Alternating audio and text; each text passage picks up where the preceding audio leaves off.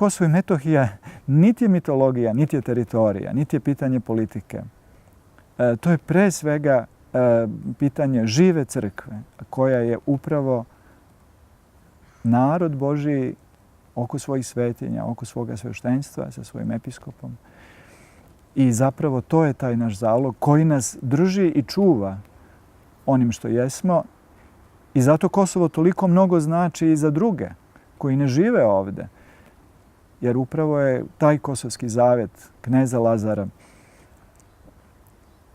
i opredeljenje za Carstvo nebesko ono što nas održava u ovom vremenu, u ovoj istoriji, što nam da identitet. Jer u protivnom možemo da nestanemo, iako mislimo da smo i najslobodniji, da smo najprosperitetniji, možemo da nestanemo upravo u svom unutrašnjem značenju, u svom unutrašnjem smislu.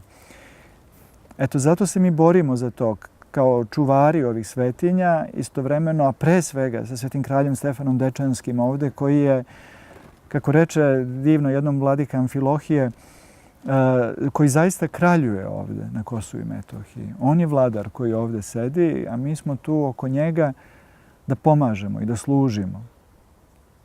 Ja tako i doživljavam svetoga kralja kao igumana ovoga manastira, a mi smo tu samo da budemo u ovom vremenu u kome živimo oni koji će osluškivati tu volju Božiju i osluškivati tu poruku koja dolazi iz kivota svetoga kralja i svedočiti je svetu.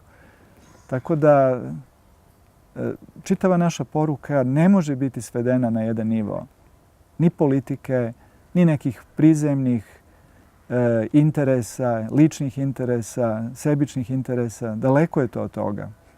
I zato je to pitanje žrtve. I bez žrtve jedne koju ovdje prolazimo, evo u ovom manastiru koji je 5 puta napadan nakon završetka rata.